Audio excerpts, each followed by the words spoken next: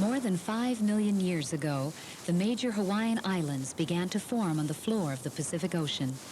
As the oceanic crust rode over a hot spot deep within the earth, molten rock oozed from fissures, hardened, and gradually built massive mountains whose bases lie as much as 16,000 feet below sea level. As the Pacific Plate moved northwestward over the hot spot, countless eruptions over millions of years formed the Hawaiian archipelago, a chain of 20 islands and atolls stretching almost 1,500 miles across the central Pacific Ocean.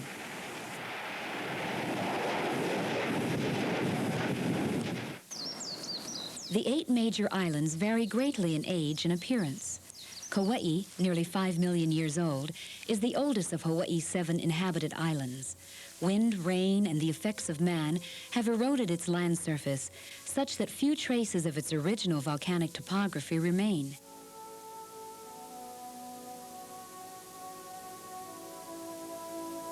To the southeast are the progressively younger islands of Oahu, Molokai, Lanai, and Maui, whose huge dormant volcano, Haleakala, comprises more than half the landmass of the island. Farther eastward, the often snow-capped summits of the island of Hawaii rise above the trade wind clouds to heights of more than 13,000 feet above sea level. Known as the Big Island, its surface lavas are all less than 1 million years old, making it the youngest as well as the largest of the Hawaiian Islands. Its 5 separate volcanoes have grown together to form a landmass exceeding that of all the other islands combined. Kohala, the oldest of the 5, last erupted about 60,000 years ago. It is densely vegetated and dissected by 4 immense stream-cut valleys. Its massive neighbor to the southeast, Mauna Kea, is now presumed dormant, having last erupted 3,500 years ago. Farther south is Hualalai, whose summit rises above the resort coast of Kona. Although in a late stage of its development, it is still considered active. Its last eruption in 1801 sent voluminous flows down to the sea only 8 miles from the present-day town of Kīlauea. The 2 southernmost volcanoes of Hawaii are also the most active. Mauna Loa last erupted in 1984, sending lava flows within 4 miles of the city of Hilo. Kīlauea volcano, nestled against the southeastern slope of Mauna Loa, is one of the most active volcanoes in the world, having erupted over 30 times in the last 40 years. The current eruptions of Kīlauea typify the developing stages of a Hawaiian volcano when much of its land building occurs. Each of the volcanoes in the Hawaiian chain, whether active or long extinct, at one time exhibited the eruptive processes seen at Kīlauea today. Eruptions at Kīlauea occur either at the summit caldera or from vents along 2 major rift zones on the southwestern and eastern flanks of the mountain.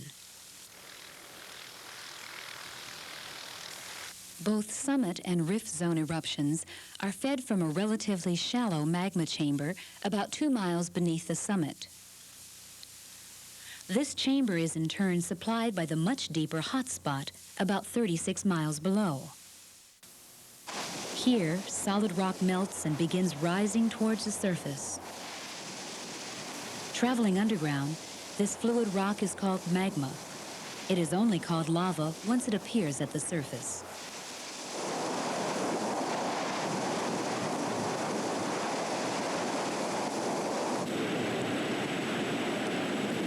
The most recent series of eruptions at Kīlauea began before dawn on January 3, 1983. When a curtain of fire broke out along a 5-mile stretch in the middle of the East Rift Zone.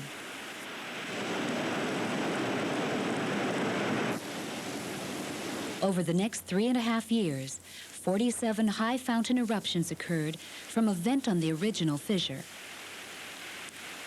The eruptions were characterized by short periods of vigorous lava fountaining that rarely lasted more than a few days.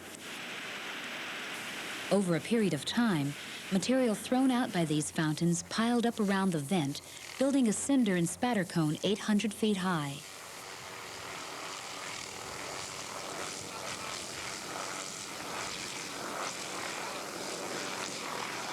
This cone is called Pu'u'o'o, or Hill of the O'o, after an extinct bird that once frequented the forests in the area.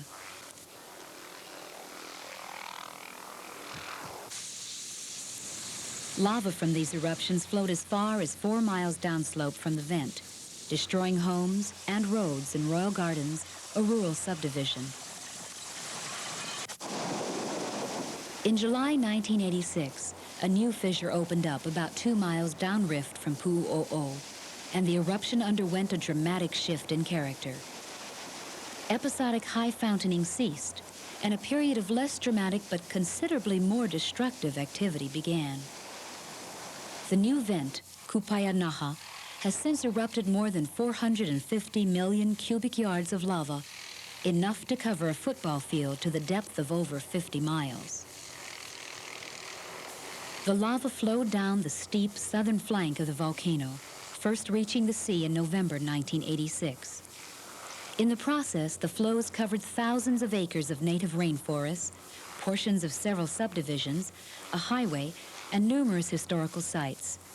Residents evacuated the area as the flows slowly advanced, leaving behind homes, gardens, and farms that were eventually engulfed by lava. In early June 1989, westerly flows permanently cut off Royal Gardens and began a slow but unrelenting advance on Waha'ula Heiau and Visitor Center.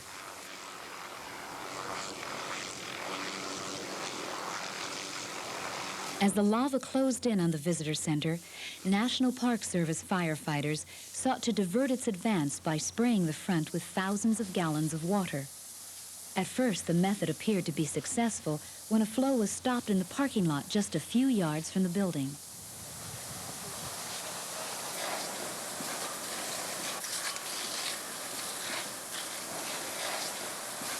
On June 22nd, flows circled around from the east, eventually pushing a steadily advancing front under the building. When the water ran out late in the afternoon, fire quickly destroyed the Waha'ula Visitor Center. Although the flows attracted a steady stream of viewers, many people were saddened by the destruction of a landscape so rich in cultural history. Although the Waha'ula Heiau survived, Punalu'u, also known as Queen's Bath, a natural pool and longtime local landmark, was among the sites consumed. In February 1990, lava flows began moving downslope toward the coastal town of Kalapana.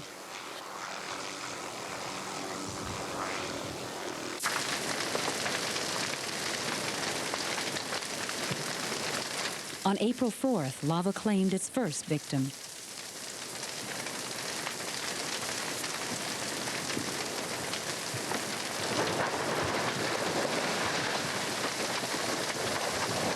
Over the next 5 months, the flows moved slowly through the town and along the coast, eventually covering the famous black sand beach at Kaimu.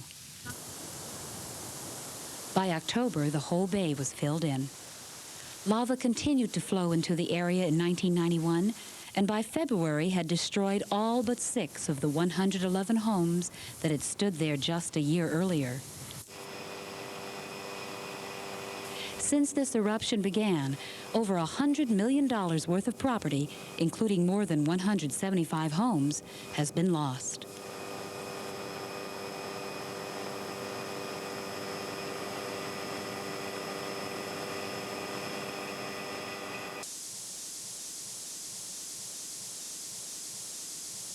Hawaiian volcanoes are renowned for their approachability.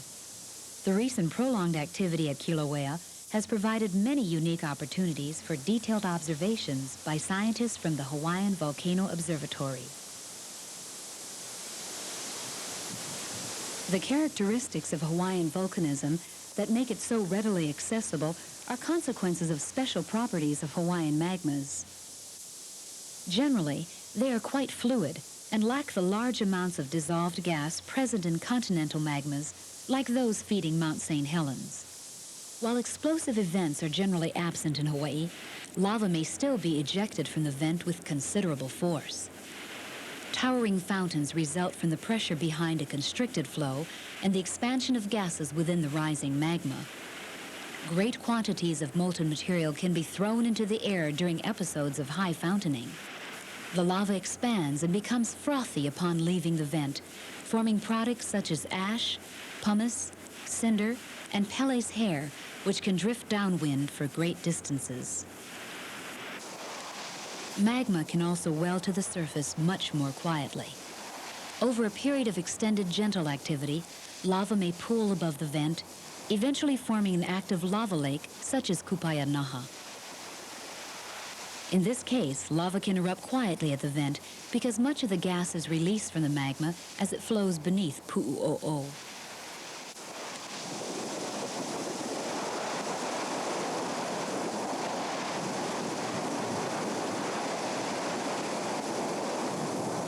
Lava lakes develop as levees build up around a vent, preventing the lava from flowing freely over the ground and instead forcing it to pool.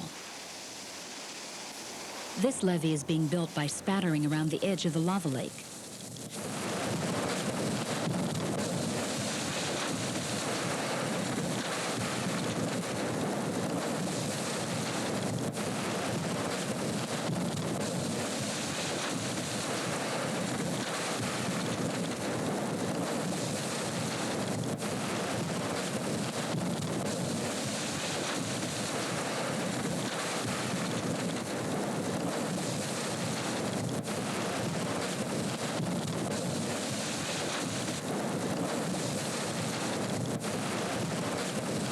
Though partially hardened, the lava pond crust still appears amazingly flexible.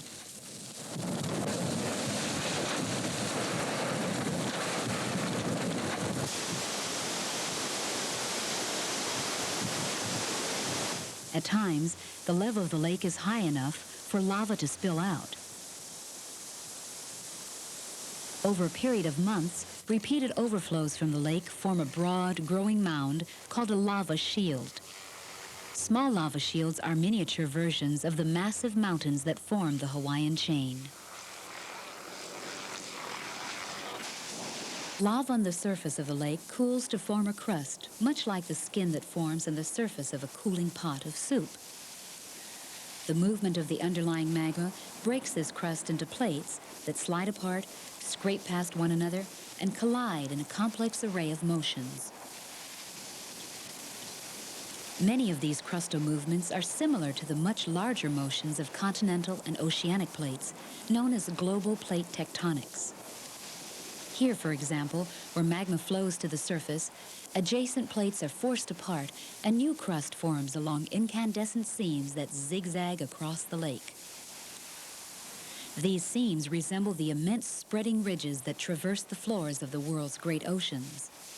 Upwelling magma from these zones cools to form new oceanic crust. Destruction of the plates by subduction occurs when they collide head-on, causing one plate to slide beneath the other. On a global scale, similar processes are involved where the Pacific Ocean plate meets and passes beneath the South American plate along the west coast of the continent.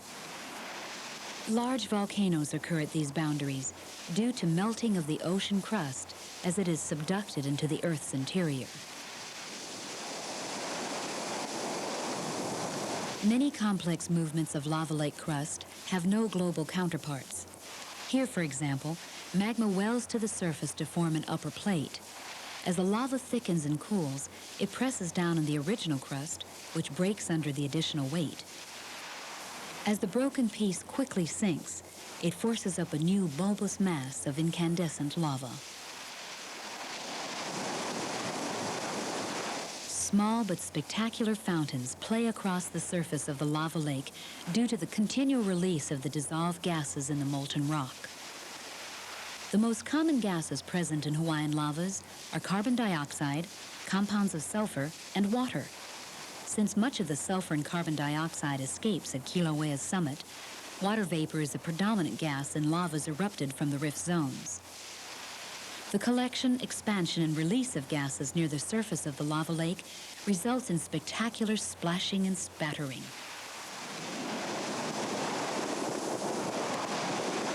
Lava continually enters Kūpaeanaha from the bottom of the lake and exits as much as a day or two later through a large underground tube on its south wall.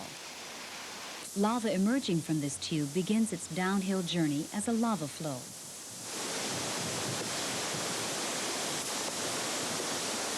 Two very different kinds of lava flows cover the surface of Kīlauea.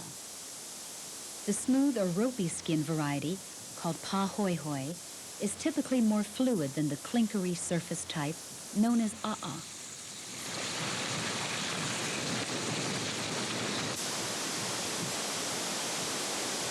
As pāhoihoi flows move across the terrain, they cool and lose gas. Thus, lava that was once very fluid becomes very viscous and may change to a'a.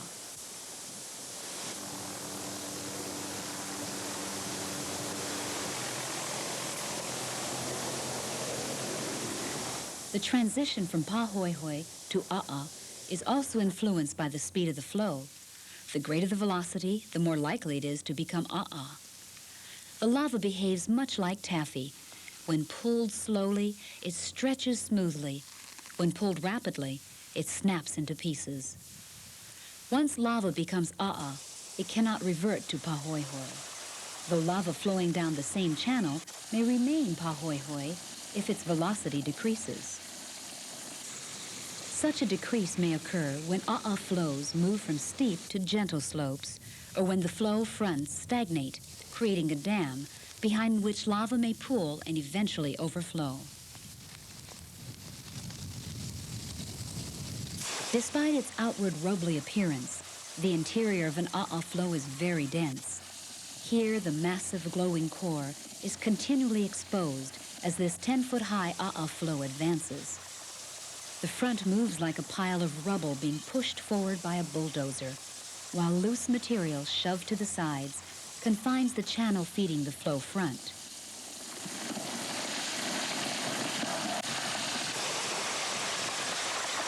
While pāhoihoi flows may be temporarily diverted by natural barriers or even stone walls, a'a flows advance unrelentingly, overrunning everything in their paths.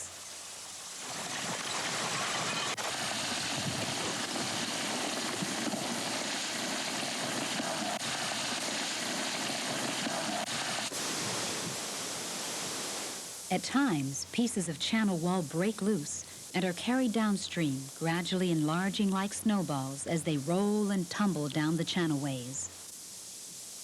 These accretionary lava balls are often perched along the edges of the flow or at the top of the levees, stranded there by sudden surges of lava through the channel.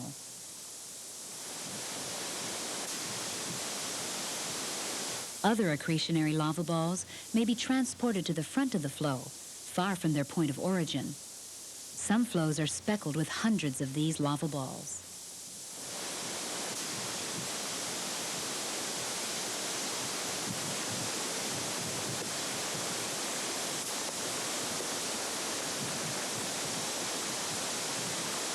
Channels form in pāhoihoi flows because the flow margins